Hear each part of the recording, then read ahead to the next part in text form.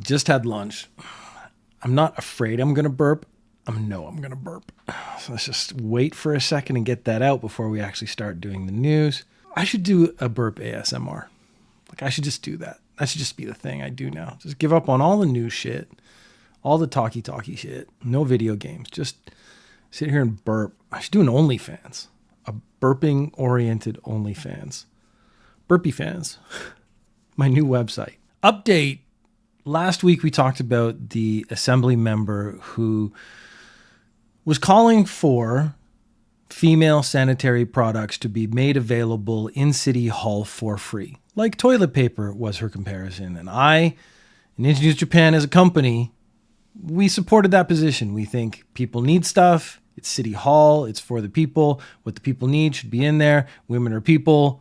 It's not a hard stance to take. Let's put it that way. The City Hall came back with a response, and they said they polled other municipalities. So this is their way of saying, this isn't our idea. This isn't our feeling. This isn't what we think. This is just what people think. And what people think is cheaper for us is really the answer. They are not going to place female sanitary products free in the bathroom because of the risk of theft, and the cost was too high, or the cost could be too high. Now, risk of theft. I think in my episode last week, I said they could put it in a machine that dispenses it. I think one of my first suggestions was where they could put it in a machine that would dispense it. I think if you threw like a small tertiary price of like 100 yen or something, I don't think anyone would actually complain about that. I do actually think it's better if it's free, but if you really want to justify the cost or the price or something, 100 yen for something that's fairly necessary is fine. The thing is, theft. This is is it free and is that theft question, because we did have the same story last week of the woman came into a convenience store. There were a bunch of free condiments for, I think condiments isn't the right word. I'm sorry. Whenever I say that, I get stuck. The stuff for coffee, so the sugar and the creamers and stuff. She went in, grabbed a bunch of those, put it in her backpack and left, and she was arrested for theft. The risk of theft though, I mean, that was my initial thing, was like put it in a box that dispenses them. And if you're worried about theft of sanitary pads, you probably should be just as worried about theft of toilet paper. And if you're going to get strict with toilet paper, and you're not getting strict with toilet paper, so why are you getting so strict about sanitary pads? It's one of those sort of indefensible positions that the City Hall has taken, probably just to save money, but the inherent greed of the capitalist system. I don't know. It just seemed like a really lame set of reasons and or excuses to not do something that is pretty easy and fairly convenient and would make a certain segment of the population's life a lot easier. So last week we had the story, for me it was one of the bigger stories of the week, was the American who accidentally packed a gun and came to Japan. Now, he did the right thing. He realized he had a gun with him in a country that really doesn't like guns, and he turned himself in. He turned the gun in, he handed everything over, he didn't cause any trouble. Prosecutors dropped the charges and let him go on his way. That was handled correctly. So of course, now we have another week, therefore we must have another gun story, because stories seem to come in little trends. This is something I've noticed. The streamer being a nuisance trend is all over the place. I actually am not doing a couple of those stories. There was a Russian streamer who went into an onsen and cut her hair and put on her makeup, and everyone was really grossed out. And then I don't know if it's the same. I think it's a different streamer. Russian streamer was walking along the street and like videoed a pedestrian guy, which is technically illegal. You're not allowed to film people without their consent in Japan. And they got into a tussle. But those are now, at this point, just repetitive. There's nothing new to those stories. Or those streamers aren't big enough or whatever to make it worthwhile to cover. Another man, another American, therefore another gun, a 35-year-old man, his suitcase was being x-rayed, and they found a gun-shaped object in his suitcase. So, of course, they opened it up to look at it, and they found a gun in there. Then they found dozens of rounds of ammunition, and then he had shoes in a box, and in the shoes, there was a knife in a case. So he was trying to bring in a gun, ammunition, and a knife into Japan. All of those things are heavily, heavily controlled in Japan. His excuse His justification for this was, I decided to go to Japan while the World Expo was being held. I don't think that's a justification for bringing a knife, a gun, and ammunition into a country. Unless your plan, what you're telling the police is, my plan was to shoot up the expo and then stab anyone who was left over. This is not a justification. It's not like the other guy. He said, I packed my bag. It was in my bag. I didn't realize it was there. I got into the country. I realized it was there, so I turned it in. This guy's like, I packed my bag, I packed my gun, and I was going to the expo. So this is a much more serious concern. He had no intention of showing anybody, telling anybody, or turning it in. There was a question of like, how did these two guns get into Japan, a country with such strict gun control? And it turns out the people who are more responsible for checking bags and stuff are actually departures. So both of these guns got through the departures in America, not departures in Japan. So if someone in Japan tried to do the same thing, maybe it'd be more likely to get caught. I bet there would be less guns being, secreted out of Japan versus secreted into Japan. You're not going to buy a gun here or get a gun here and then try to take it to another country. It's probably easier in almost every other country to get a gun if that's really your intent. But this guy sounds like his intent was to bring a gun into Japan and go to Expo. And I don't know if this was for self-defense. He didn't say that. He didn't say if he was like angry at a certain pavilion. He didn't say that. He just said, I brought a gun because I'm going to Expo. Just mentioned that I wasn't going to talk about streamers, and then I actually have a YouTuber, which is the same thing as a streamer, let's face it. A streamer who does marathons, which is why I've never heard of them, because why? I don't understand marathons. I understand people doing them. I don't understand watching them. They're like 2-3 hours long. It's people running the whole time. I mean, I only want to see the last 2 minutes if I want to see that. But this guy has a YouTube channel. It's fairly popular. He's been arrested for smuggling THC tablets into Japan for the 2025 Osaka Marathon. Most people would claim ignorance, but he went on a podcast earlier and he actually talked about how he brings like THC gummies with him everywhere he goes. It's probably to relax. It's probably for pain. If I could get something similar in Japan, for all my years of judo, I have lots of joint pain. I hear that helps a lot. I actually probably would start taking something similar myself. I would do pretty much anything to lessen the amount of pain I have without just doing drugs all the time. He went on a podcast and then he said he knows he brings them into most countries see them and they don't do anything, but he knew they were illegal in Japan. So he tried to get around this. He didn't put them in his luggage. He actually tried to mail them to himself. So he left, I assume, America. He left America. He mailed them to maybe the hotel he was going to stay at or someplace he was going to stay at. He then took the trip, so he wasn't carrying them with him. So he's trying to get around the system. So he's not going to carry the illegal drugs with him. He's going to mail them to himself. I've actually read tons of stories where what they do is they let the mail go to its destination, and that's how they find you, and that's how they arrest you. Because once you receive the illegal drugs, you are then in possession of illegal drugs. You're not necessarily going to get arrested for trafficking illegal drugs, but you are going to get in trouble just the same. So he's been caught. No one's seen anything on his YouTube channel for the last 2 months. So I don't know if he's been arrested and being held. I don't know if he's been deported and just sent back to America. We don't really know. Honestly, we don't really care. Don't bring drugs to Japan. Japan sees all drugs as equivalently equally bad. It was trying to make a harder word out of a relatively simple word. That was a weird instinct I had just now. There's actually been instances of people who come to Japan and join my company to work for my company, and they have medication that they're taking back home, and they didn't take the time to check if that medication is available, never mind legal in Japan. We've had a couple of people come, have to work for a couple of weeks or a month, and then realize they can't get the medication they need that they've been on for, like, let's say, years or months in Japan, and then they have to basically pack up and go home. So that is something, should you intend to go to another country and you are on medication, legal medication in your country, you should check if that medication is legal and available in the country you're going to. And let's face it, an illegal drug, don't even bother. Evangelion 3.0 plus 1.0 thrice upon a time. Jesus, these titles. I mean, I'm not biased against anime. I actually quite enjoy anime as a general art form, but the titles are ridiculous. Evangelion is the worst. They get the most, I guess the story can be relatively obscure, but they get the most obscure titles. It's almost silly. A real train station in Shizuoka is in the anime. And they did this, what was it, Your Name? Your Name, the movie, happens partially in a real city in Japan. in Gifu. And so I actually went out, and they actually had part of the tourism thing was like, if you stand here and take a picture in this direction, it's this scene from the movie. If you're on this bridge over the train and you wait till this time, the trains will go through. It'll be the exact picture from the movie.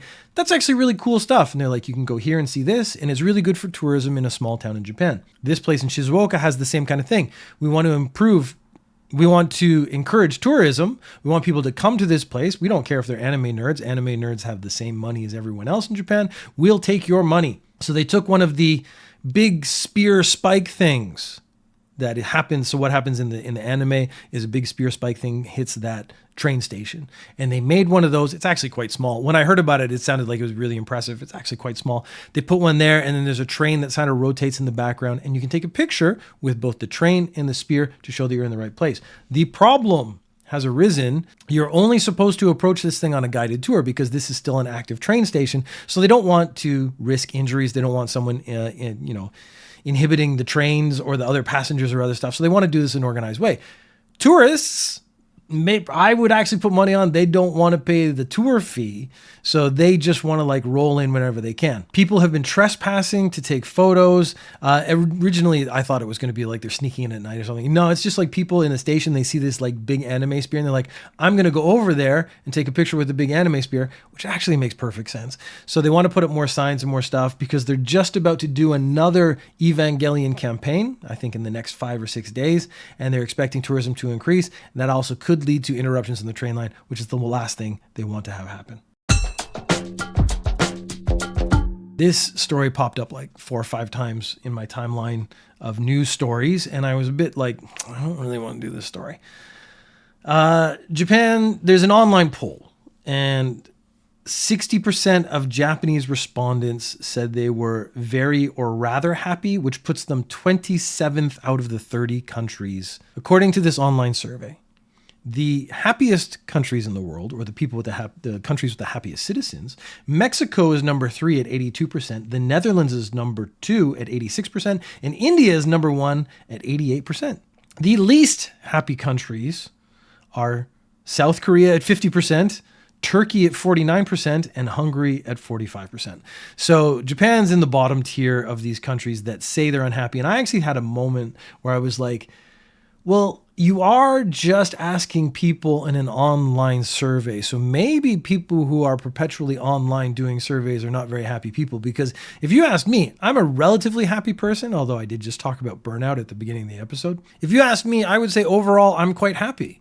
But that's probably because I don't spend my time doing online surveys. Like, I think the people who do online surveys would statistically be less happy than people who don't do online surveys. That might be actually something to look into. Like, if you caught me on the street and you said, are you happy, Chunk McBeef Chest? I'd be like, yeah, I'm pretty happy. I mean, my life goes pretty good. I got very few problems, really. All my problems are like self-manufactured. And that's sort of a self-fulfilling prophecy of failure, something like that. But I mean, if I actually step back and take a look at my life is pretty awesome. And how can I complain about it? And so there is sort of a weird thing, like I'm happy, but I want more. Is that the problem? Is that, like Buddha would say, the thing that makes me unhappy is my ambition for more in my life? Is it comparing myself to others, which you shouldn't do because, that's the thief of happiness. We've all heard that saying, and I think that's very true. When they were saying, why are you unhappy Japanese people? And the question wasn't, is it because you're always online? And that has been shown, almost proven to make you less happy if you were perpetually online. 64% said because of their economic situation.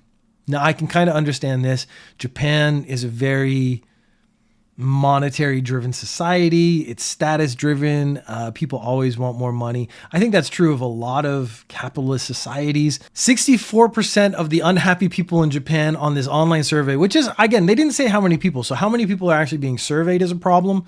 How many people are unhappy is a percentage of that small group of people. So that's my problem with surveys. Surveys, you have to talk about sample size. You have to talk about like what the situation is. If you sample size a similar group of people, you should expect a similar answer.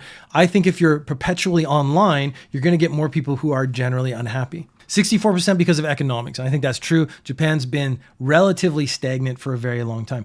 27% said life does not have meaning, which is a really sad thing. Like they're saying, I actually think those two would be combined. Like maybe they feel like money is their way out of this.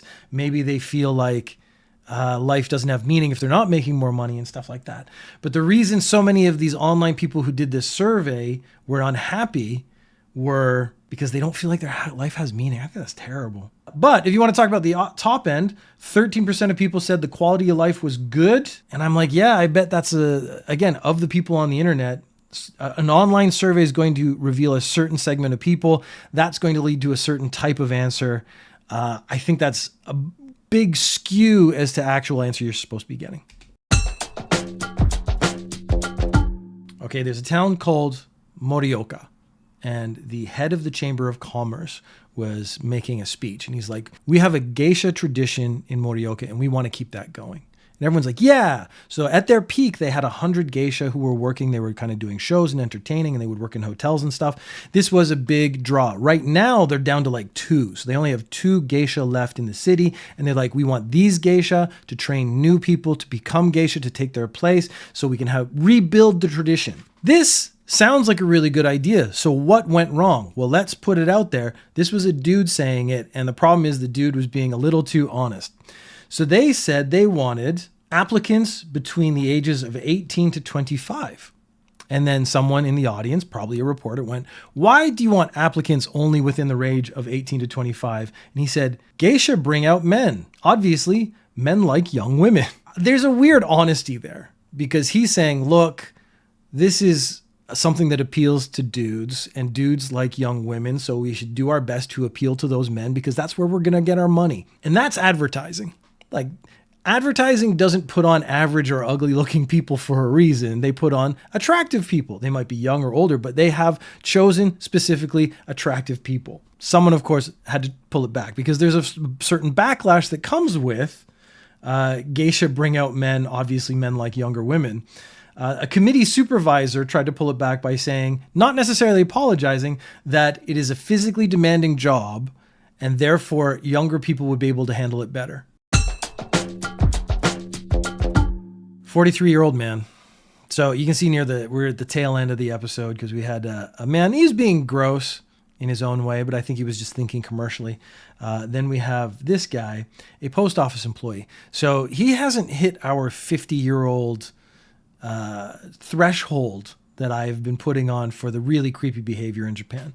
But I think working in the stress of the post office maybe has added to the stress of his life and maybe added that extra 10 years we need to get him past that threshold, because he is certainly in the weird, creepy old dude committee group that I have created. He was arrested for sending an envelope with used condoms to a female staff at a different post office. Oh, God. Even saying this sentence is gross. And I want to do the psychological breakdown of how did you get to a point where you woke up in the morning, you're like, I'm going to do this thing. I'm going to put it in an envelope. I'm going to send it to this lady who works at another post office. And that's a good thing. Or like, what did he think the results were going to be? Like the woman wasn't going to be horrified. And she's like, who sent me this? This is exciting. Like there's no positive. So it must be the bullying aspect of this, the inciting a negative feeling of this is actually the appeal for the person. He was arrested for intimidation and obstruction of business. It's been a while since we had a true obstruction of business charge. Welcome back to the obstruction of business counter. His statement was, I sent the envelopes, and I say envelopes, so this isn't a singular incident. He admits in his statement this has happened multiple times by using an S, which makes it even grosser somehow. I sent the envelopes to satisfy my sexual desire. I would like an explanation of how that works. But I did not intend to obstruct business operations. And I don't know, like if you work at a post office and you are sending what is essentially a wet envelope to another post office, how you would think that isn't going to obstruct business operations, how that person is going to receive it at work, and that is not going to get a reaction that is going to obstruct business operations. So I think he's just trying to get his 2 charges down to 1, but I think the second charge is very, very reasonable in this case. Often I think obstruction of business is a catch-all to arrest anybody for everything and is often abused, but I think in this case it absolutely is justifiable. How did they catch him? And it's not even ironic. DNA analysis. They have the DNA, they analyzed the DNA, and then they must have had some of his other DNA on record somehow because they tracked it back to him real quick. He got arrested. When they searched his home, they found 2 more envelopes at his home. So I guess pre-prepared envelopes, which means I don't know how long those had been stewing or fermenting in the corner, which is also really, really bad. The fact that this is just stuff that's laying around your house. Apparently, there have been a dozen similar incidents across different post offices. They are trying to find out if they are connected. I'm pretty sure the DNA is going to match up. I don't think this takes a Sherlock Holmes level of investigation. I